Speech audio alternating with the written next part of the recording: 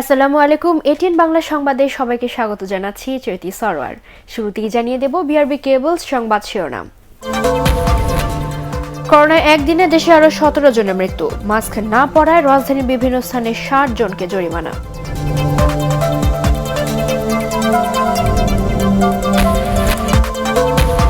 এবং করোনাকালে tuition fee দেওয়ার সরকারি নির্দেশনায় অসন্তুষ্ট অভিভাবকরা, সিদ্ধান্ত পুনর্বিবেচনার দাবি।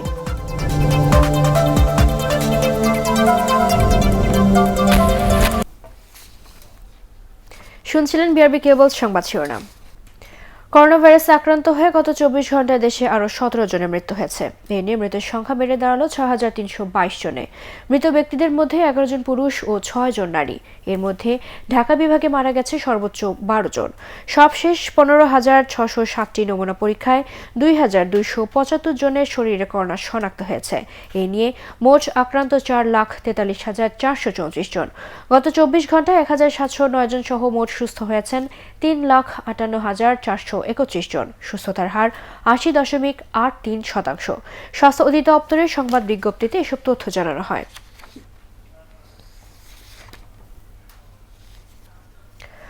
করোনা মোকাবেলায় বাধ্যতামূলক মাস্ক ব্যবহার নিশ্চিতে রাজধানীর বিভিন্ন স্থানে 60 জনকে জরিমানা করেছে ভ্রাম্যমাণ আদালত। এ সময় 16,000 টাকা জরিমানা করা হয়। তবে বেশিরভাগ মানুষই পরছেন মাস্ক। রিপোর্ট করছেন মনির হোসেন তপু। করোনা ভাইরাসের দ্বিতীয় ঢেউ মোকাবেলায় মাঠে নেমেছে ঢাকা জেলা প্রশাসন। সাপ্তাহিক ছুটির দিনে মানুষের উপস্থিতি কম থাকার পরও অল্প সংখ্যক মানুষ অযৌক্তিক কারণ দেখিয়ে মাস্ক পরেননি।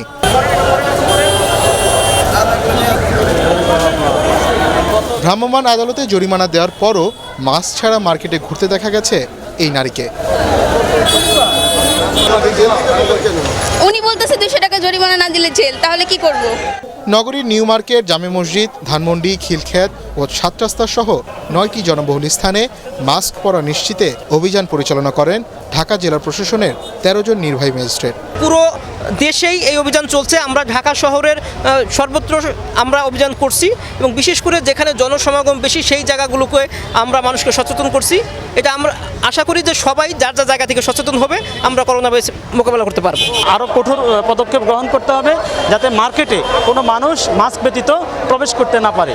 পাশাপাশি যারা আমাদের জনসাধারণ রয়েছেন সকলের প্রতি আমাদের আহ্বান থাকবে, আমরা করোনা মহামারীর এই দ্বিতীয় প্রকোপ মোকাবেলা যাতে সফলভাবে করতে পারি সেজন্য আমরা সবাই মাস্ক পরিধান করব এবং সামাজিক দূরত্ব নিশ্চিত করার বিষয়টি সবসময় সবাই খেয়াল রাখব।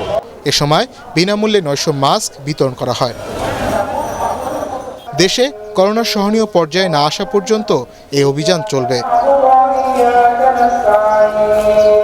মনির হোসেন তপু, এটিএন বাংলা, ঢাকা।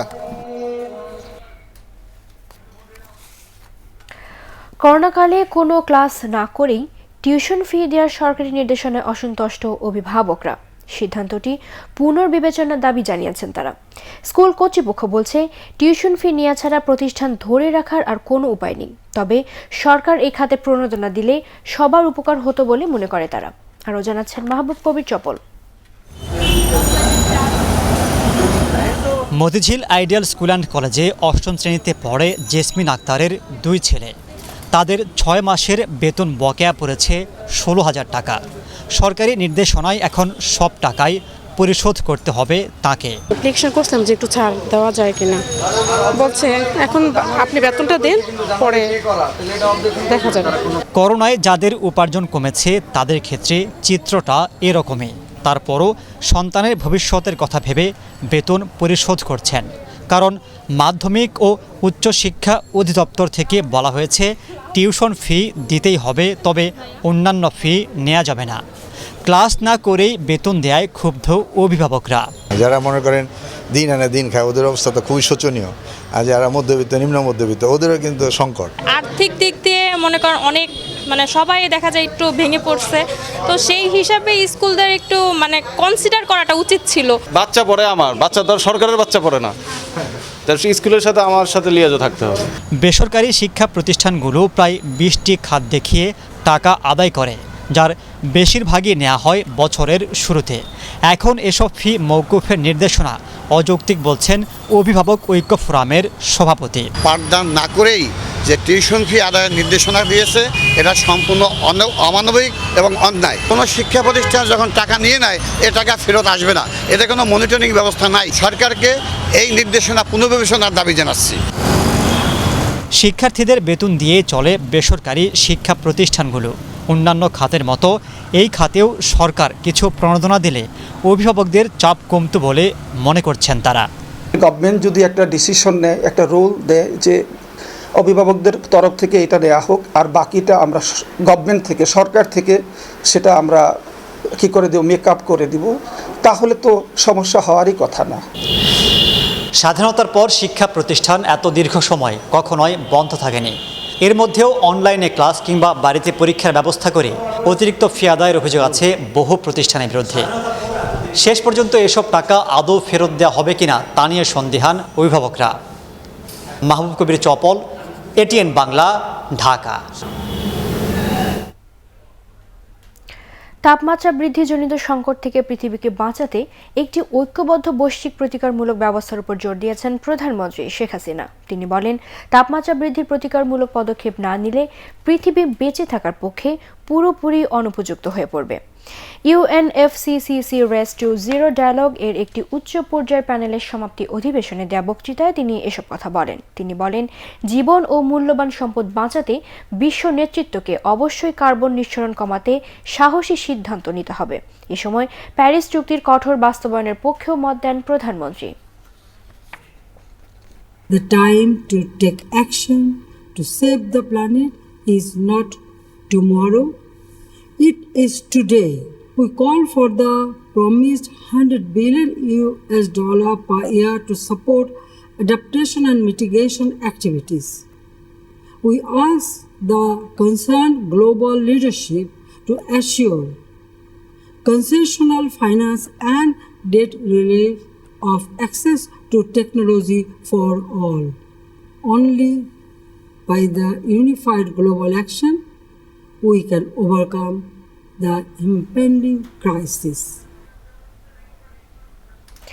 বিএনপি মুখে বহুদলীয় গণতন্ত্রের কথা বললেও ক্ষমতায় গেলে একদলীয় শাসন কায়েম করে বলে মন্তব্য করেছেন আওয়ামী লীগ সাধারণ সম্পাদক ওবায়দুল কাদের।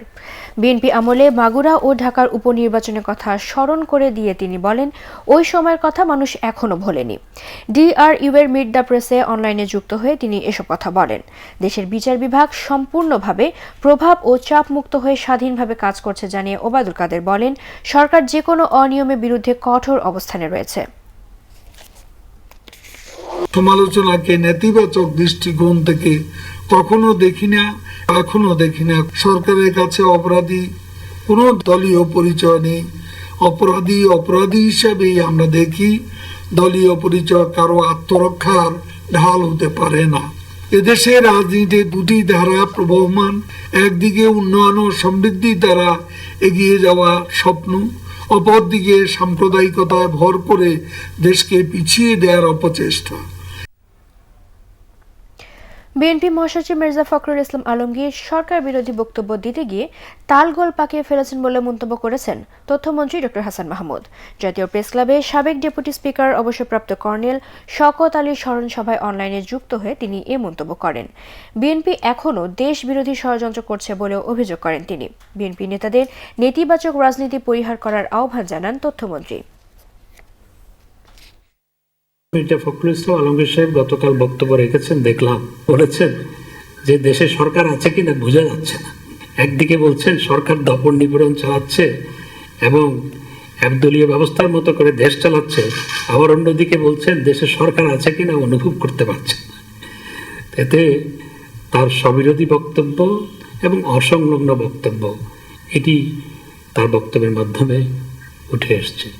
তিনি কেন এই ধরনের অসংলগ্ন বক্তব্য রাখছেন, এটি আমি বিএনপিকে অনুরোধ জানাবো যে এটি একটু পরীক্ষা নিরীক্ষা করে দেখার জন্য। একদলীয় শাসন টিকিয়ে রাখতেই সরকার গুম, হত্যা ও নির্যাতনের সংস্কৃতি শুরু করেছে বলে অভিযোগ করেছেন বিএনপি মহাসচিব মির্জা ফখরুল ইসলাম আলমগীর। রাজধানীর উত্তরের বাসা থেকে ভার্চুয়াল সংবাদ সম্মেলনে যুক্ত হয়ে তিনি এ অভিযোগ করেন। তিনি দাবি করেন, গত কয়েকদিনে বেশ কয়েকজন নেতাকর্মীকে আইন শৃঙ্খলা বাহিনী পরিচয়ে তুলে নেওয়া হলেও তাদের খোঁজ মেলেনি। মির্জা ফখরুলের ভাষায়, বিএনপিকে রাজনীতি থেকে দূরে সরিয়ে রাখতে সরকার ত্রাসের রাজত্ব কায়েম করেছে। হারিয়ে যাওয়া, গুম হয়ে যাওয়া, এগুলো কোনো সভ্য দেশে, গণতান্ত্রিক দেশে চলতে পারে না। গত এক যুগ ধরে বাংলাদেশে এই গুমের যে সংস্কৃতি দিয়ে তারা সরকার আজকে ক্ষমতায় টিকে থাকার জন্য বিএনপিকে রাজনীতিকে দূরে সরিয়ে দেওয়ার এই যে নীল নকশা একদলীয় শাসন প্রতিষ্ঠা করবার, তার বিরুদ্ধে জনগণকে সোচ্চার হওয়ার জন্য আমরা আহ্বান জানাচ্ছি। কাজের গতি বেড়েছে মেট্রো রেলের, দৃশ্যমান হচ্ছে স্টেশনগুলো। করোনায় বাধাগ্রস্ত হলেও কর্তৃপক্ষের আশা, নির্ধারিত সময়ে শেষ হবে মেট্রো রেলের কাজ। 21 কিলোমিটারের বেশি দীর্ঘ এই প্রকল্পের প্রায় অর্ধেক কাজ এরই মধ্যে শেষ হয়েছে। সবকিছু ঠিক থাকলে আগামী বছরের ডিসেম্বরে শেষ হবে মেট্রো রেলের কাজ। আরও জানাচ্ছেন শফিকুল ইসলাম শামীম। মেট্রো রেল আর স্বপ্ন নয়, দেশের প্রথম মেট্রো রেলের উত্তরা থেকে আগারগাঁও পর্যন্ত 12 কিলোমিটারের কাজ প্রায় পুরোপুরি দৃশ্যমান। এই অংশে অক্টোবর পর্যন্ত প্রায় 80% কাজের অগ্রগতির কথা জানিয়েছে মেট্রো রেল কর্তৃপক্ষ। মেট্রো রেলপথ এবং স্টেশন কাঠামো জানান দিচ্ছে চলাচলের জন্য প্রস্তুত হওয়ার পথে স্বপ্নের উড়াল ট্রেন। স্বাধীনতা সুবর্ণ জয়ন্তীর যে বছরটা, এই বছর 16 ডিসেম্বর আমরা মেট্রো রেল চালু করার এক সংশোধিত পরিকল্পনা মাননীয় প্রধানমন্ত্রী দিয়েছিলেন। আমরা সেই পরিকল্পনার লক্ষ্যমাত্রা অর্জনে আমরা নিরলসভাবে কাজ করে যাচ্ছি এবং আমরা বিশ্বাস করি যে এখন যে অবস্থাতে কাজটা চলছে আমরা সেই লক্ষ্যমাত্রা অর্জন করতে পারবো। DMTCL managing director MAN Siddique জানান, আগামী জানুয়ারিতে জাপান থেকে আসবে 5 সেট মেট্রো ট্রেন। উত্তরার একটি অংশে মেট্রো রেল লাইনের রেল ট্র্যাক পুরোপুরি বসিয়ে দেওয়া হয়েছে। বিদেশি প্রকৌশলী ও পরামর্শকরাও চলে এসেছেন। 2টা মেট্রো ট্রেনের নির্মাণ পরিপূর্ণভাবে সম্পন্ন হয়েছে এবং আরো 3টা মেট্রো ট্রেন ডিসেম্বর মাসের ভিতরে সম্পন্ন হবে। অর্থাৎ ডিসেম্বরে 2020 মাসের ভিতরে আমাদের 5টি মেট্রো ট্রেনের নির্মাণ কাজ সম্পন্ন হয়ে যাবে। আমাদের যে ডিপোতে এবং ভায়াডাকের উপরে যে রেল লাইন বসানোর যে কাজটা হয়, তার ভিতরে প্রায় 5 কিলোমিটার রেল লাইন ইতিমধ্যে বসানো হয়েছে। উত্তরা থেকে আগারগাঁও পর্যন্ত প্রায় 12 কিলোমিটার মেট্রো রেলের কাজ হচ্ছে প্যাকেজ 3 এবং 4-এর অধীনে। এ কাজ শুরু হয়েছিল 2017 সালে। উত্তরার দিয়াবাড়ি অংশে বেশ কয়েক কিলোমিটার দুপাশে মেট্রো রেলের লাইন বসে গেছে, আর এই দৃশ্যমান চিত্রই বলে দিচ্ছে মেট্রো রেলের কাজ এগিয়ে যাচ্ছে দ্রুত গতিতে। যানজট নিরসনে এই মেট্রো রেল গুরুত্বপূর্ণ ভূমিকা রাখবে, এমনটাই প্রত্যাশা সবার। শফিকুল ইসলাম শামীম, ATN বাংলা, ঢাকা। আগামীকাল সশস্ত্র বাহিনী দিবস। যথাযথ মর্যাদা ও উৎসাহ উদ্দীপনার মধ্য দিয়ে দিনটি উদযাপিত হবে। সশস্ত্র বাহিনী দিবস উপলক্ষে আগামীকাল সন্ধ্যা 7:30টায় ভাষণ দেবেন প্রধানমন্ত্রী শেখ হাসিনা। সরকারি বেসরকারি টেলিভিশন চ্যানেল ও রেডিওতে একযোগে প্রচার করা হবে এই ভাষণ। দিবসটি উপলক্ষে ঢাকা সেনানিবাসের শিখা অনির্বাণে ফুল দিয়ে মহান স্বাধীনতা যুদ্ধে আত্ম উৎসর্গকারী সশস্ত্র বাহিনীর সদস্যদের প্রতি রাষ্ট্রপতি ও প্রধানমন্ত্রীর পক্ষ থেকে শ্রদ্ধা জানানো হবে। এরপর পুষ্পস্তবক অর্পণ করবেন 3 বাহিনী প্রধান। করোনা পরিস্থিতির কারণে কিছু আনুষ্ঠানিকতা থাকবে সীমিত আকারে।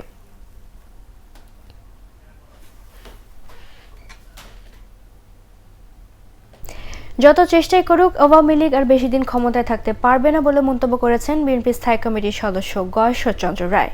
নয়াপল্টনে বিএনপির কেন্দ্রীয় কার্যালয়ে আয়োজিত এক অনুষ্ঠানে তিনি এই মন্তব্য করেন। আর ঢাকা রিপোর্টার্স ইউনিটিতে এক অনুষ্ঠানে বিএনপির স্থায়ী কমিটির সদস্য সেলিমা রহমান দাবি করেন, আওয়ামী লীগের অধীনে হওয়া কোনো নির্বাচনই জনগণের কাছে গ্রহণযোগ্য হয়নি।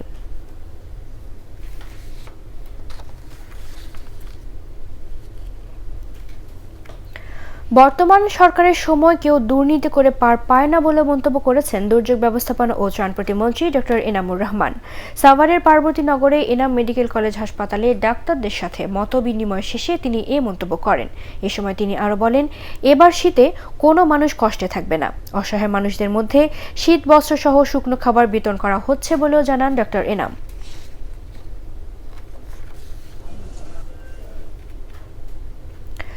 ঢাকা মহানগর দক্ষিণ আওয়ামী লীগের পূর্ণাঙ্গ কমিটির নেতৃবৃন্দ বঙ্গবন্ধুর প্রতিকৃতিতে শ্রদ্ধা নিবেদন করেছেন। রাজধানীর ধানমন্ডি 32 নম্বরে বঙ্গবন্ধু শেখ মুজিবুর রহমানের প্রতিকৃতিতে শ্রদ্ধা নিবেদন শেষে দোয়া করেন তারা। এ সময় দেশ ও জাতির কল্যাণ কামনায় দোয়া করা হয়।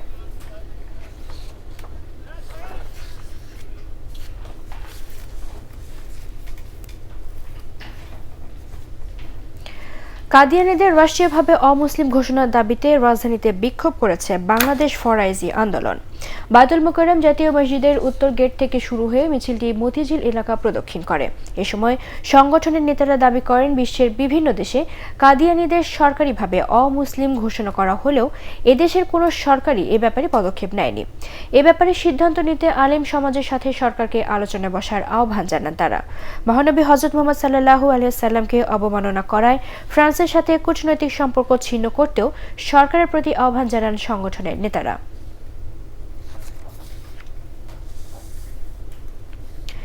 জাতীয় শ্রমিক লীগের সভাপতি ফজলুল হক মন্টুকে রাজধানীর রায়ের বাজারে দাফন করা হয়েছে। এর আগে বাদ জুম্মা বায়তুল মোকাররম জাতীয় মসজিদে অনুষ্ঠিত তার নামাজে জানাজায় আওয়ামী লীগ এবং অঙ্গ ও সহযোগী সংগঠনের নেতাকর্মীরা অংশ নেন। পরে তাকে রায়ের বাজারে মুক্তিযোদ্ধাদের জন্য নির্ধারিত কবরস্থানে দাফন করা হয়। ভোরে রাজধানীর একটি হাসপাতালে চিকিৎসাধীন অবস্থায় মারা যান তিনি। বীর মুক্তিযোদ্ধা ফজলুল হক মন্টুর মৃত্যুতে প্রধানমন্ত্রী শেখ হাসিনা গভীর শোক জানিয়েছেন।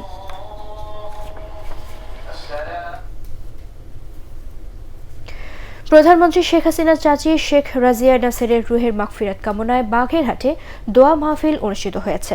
বাগেরহাট জেলা প্রশাসন ও আওয়ামী লীগের উদ্যোগে বাদ জুম্মা বিভিন্ন মসজিদে দোয়া করা হয়। শহরের কোর্ট মসজিদে আয়োজিত দোয়া মাহফিলে বাগেরহাটের জেলা প্রশাসক মামুনুর রশিদ, অতিরিক্ত জেলা প্রশাসক রেজাল করিম, বাগেরহাট সদর উপজেলা চেয়ারম্যান সর্দার নাসির উদ্দিন অংশ নেন।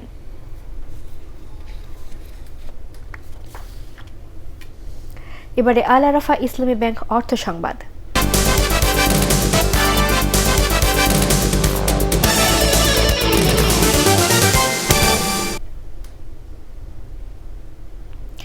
রাজধানীর পাইকারি বাজারে কেজি প্রতি 32 টাকার আলু খুচরা বাজারে বিক্রি হচ্ছে 42 টাকায়, অর্থাৎ হাত বদলে কেজিতে বেড়ে যাচ্ছে 10 থেকে 12 টাকা। পাইকারি ব্যবসায়ীরা বলছেন, পুরাতন আলুর সরবরাহ বাড়ায় দাম সহনীয় হয়েছে। আর খুচরা বিক্রেতাদের দাবি, আগের চড়া দামে আলু বিক্রি করছেন পাইকাররা। এদিকে দাম কমতে শুরু করেছে শীতের সবজি। আদ্দিন সজীবের রিপোর্ট। কারওয়ান বাজারের আলুর আড়ত সরবরাহ কম এমন অজুহাতে কিছুদিন আগেও ফাঁকা ছিল এই জায়গাটি, এখন শুধু আলু আর আলু। কিন্তু হঠাৎ কি হলো যে আলুতে ভরে গেল বাজার? মানে এমনি আস্তে আস্তে কমতে আছে আলুর দাম। কত করে বিক্রি? পাইকারি 30-32 টাকা বিক্রি করতেছে। মানে নতুন আলুরা যদি আসে তখন তো মনে করেন আলু 20 টাকা 22 টাকাই পড়বে। তার মানে হলো এখন আগের চেয়ে কম দামে আলু পাচ্ছেন পাইকাররা, ফলে সহনীয় দামে বিক্রিও করছেন। কয় পায়ে গিয়ে এবার কারওয়ান বাজারের খুচরা মার্কেটে। এখানে পুরান আলুর কেজি 42 টাকা, অর্থাৎ কেজিতে বেড়ে গেল 10 টাকা। কিন্তু কেন? পাইকারি আলুর ওটা কেনা দাম বেশি, এটা 37 টাকা কেনা। পাইকারিতে যে বলতেছে যে আলুর ইয়ে হলো 32 টাকা 30 টাকা, ওগুলো মিছা কথা। আলু আপনার 37 টাকা নাম করে। যেখান থেকে পাইকারি আসে না ওখানে এটার সিন্ডিকেটটা হয়, ওরা আটকাই দেয় মালগুলা। কত করে কিলো? আমরা 42 টাকা কিনছি কেজি। যেটা নিচ্ছি আমি পুরান আলু নিচ্ছি 45 টাকা কেজি নিচ্ছি। তবে সবজির বাজারে কিছুটা স্বস্তি এখন। শীতের আগামতরি তরকারিতে ভরপুর ঢাকার বাজার, দামও কমতে শুরু করেছে। ফুলকপি, বাঁধাকপি, সিম, মূলা, লাউয়ের দর কিছুটা কম, তবে নতুন আলু 110 থেকে 120 টাকা। শসার দামটা একটু বেশি, শীতকালীন শসা 60 টাকা 50 টাকা কেজি, বেগুন আছে 40 থেকে 50 টাকা কেজি, পেঁপে আছে 40 টাকা কেজি। সবজি ভরপুর, কিন্তু দাম বেশি, অনেক দাম বেশি সবজি। সাংবাদিকদের ইয়ের জন্য এবং প্রশাসনের কিছু নজরদারির জন্য এখন মোটামুটি অনেকটাই সহনীয়। স্বস্তি নেই চালের বাজারে। বিক্রেতারা বলছেন, বৈশাখের আগে দাম কমার সম্ভাবনা কম। বৈশাখের যে সিজনটা যদি ঠিক মতো আসে, আল্লাহ সহিসালামতে আনে, তাহলে আশা করা যায় একটু কম খাওয়া যাবে। বাজার পরিস্থিতি স্বাভাবিক রাখতে নজরদারি আরও বাড়ানোর দাবি জানিয়েছেন সাধারণ ক্রেতারা। আদ্দিন সজীব, এটিএন বাংলা, ঢাকা। এবারে মিল্ক ভিটা আন্তর্জাতিক সংবাদ।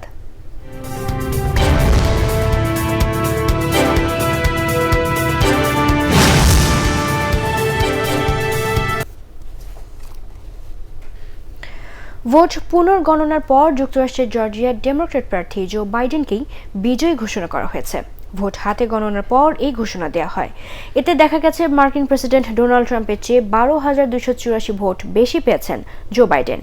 জর্জিয়ায় 1992 সালের পর এই প্রথম কোনো ডেমোক্র্যাট প্রার্থী বিজয়ী হলেন। বিভিন্ন অঙ্গরাজ্যের নির্বাচনী ফলাফল চূড়ান্ত হলেও দুই প্রার্থীর ভোটের ব্যবধান অনেক কম থাকায় তা পুনর্গণনার সিদ্ধান্ত নেয় জর্জিয়া।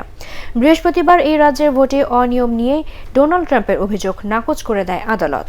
এর পরপরই অ্যারিজোনা ও পেনসিলভেনিয়ার আদালতও রিপাবলিকান শিবিরের মামলা খারিজ করে দেয়। একে ডোনাল্ড ট্রাম্পের জন্য বড় ধাক্কা বলে মনে করা হচ্ছে। মেক্সিকোতে করোনা ভাইরাসের মৃতের সংখ্যা 1 লাখ ছাড়িয়েছে। এ নিয়ে এখন পর্যন্ত বিশ্বের 4টি দেশে করোনা প্রাণহানির সংখ্যা লক্ষাধিক ছাড়ালো। এর আগে যুক্তরাষ্ট্র, ব্রাজিল এবং ভারতে এত মৃত্যুর ঘটনা ঘটে। জনস হপকিন্স বিশ্ববিদ্যালয়ের তথ্য অনুযায়ী মেক্সিকোতে আক্রান্ত মানুষের সংখ্যা 10 লাখেরও বেশি। করোনা মৃতের হার 9.8। তবে ধারণা করা হয় দেশটিতে মৃত্যু ও আক্রান্তের প্রকৃত সংখ্যা সরকারি হিসেবের চেয়ে অনেক বেশি। করোনা সারা বিশ্বে মৃতের সংখ্যা 13,60,000-এরও বেশি। আক্রান্ত প্রায় 5,70,00,000। নিরাপদ স্যানিটেশন নিশ্চিতে ইউনিলিভারের টয়লেট ক্লিনিং ব্র্যান্ড ডমেক্স উদযাপন করছে বিশ্ব টয়লেট দিবস। এই উপলক্ষে Domex, water aid, BRAC, 2030 WRG, Bhumijo এবং ইউনিলিভার নিরাপদ স্যানিটেশনের জন্য আমাদের লড়াই চলছে শীর্ষক এক ওয়েবিনারের আয়োজন করে। ওয়াটার এইড বাংলাদেশের policy and advocacy director Partha Hefaz Sheikh, ব্র্যাকের climate change and urban development director doctor Liaquat Ali, ভূমিজের CEO and co-founder Farhana Rashid, Unilever বাংলাদেশের মার্কেটিং ডিরেক্টর তানজিন ফেরদৌস আলম এতে অন্যান্যের মধ্যে সংযুক্ত ছিলেন।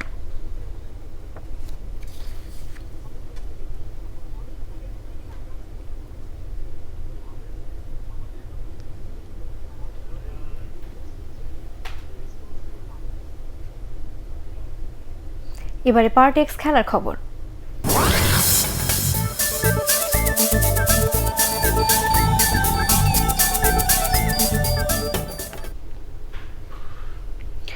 কাতারে করোনা পরীক্ষায় পজিটিভ হয়েছেন বাংলাদেশ ফুটবল দলের ম্যানেজার আমির খান ও ফিজিও ফুয়াদ হাসান হাওলাদার। বিশ্বকাপ ও এশিয়ান কাপ ফুটবলের বাছাই পর্বের ম্যাচ খেলতে বৃহস্পতিবার কাতার পৌঁছে বাংলাদেশ দল। সেখানে নমুনা পরীক্ষায় টিম ম্যানেজার আমির খান ও ফিজিও ফুয়াদ হাসান হাওলাদারের করোনা শনাক্ত হয়। দলের বাকি সদস্যদের 3 দিনের কোয়ারেন্টাইনে রাখা হয়েছে।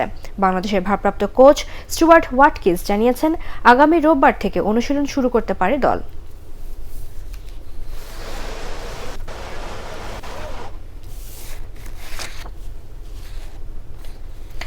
নরসিংদীর রায়পুরায় শেষ হল ক্লেমন টিপিএল ক্রিকেটের 7ম আসর। প্রতিযোগিতার ফাইনালে মেথিকান্দা নাইট ক্লাবকে 20 রানে পরাজিত করে তুলাতলী ইয়াংস্টার ক্লাব। রায়পুরা উপজেলা পরিষদের chairman Abdus Sadek, Akij food and beverage লিমিটেডের deputy general manager Mohammad Sanaullah, assistant manager Abdul Aziz পুরস্কার বিতরণ অনুষ্ঠানে অন্যান্যের মধ্যে উপস্থিত ছিলেন।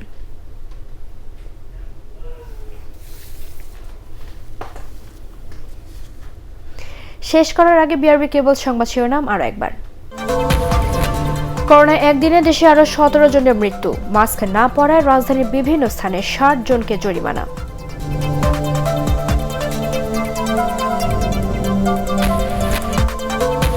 এবং করোনাকালে টিউশন ফি দেওয়ার সরকারি নির্দেশনায় অসন্তুষ্ট অভিভাবকরা, সিদ্ধান্ত পুনর্বিবেচনা দাবি।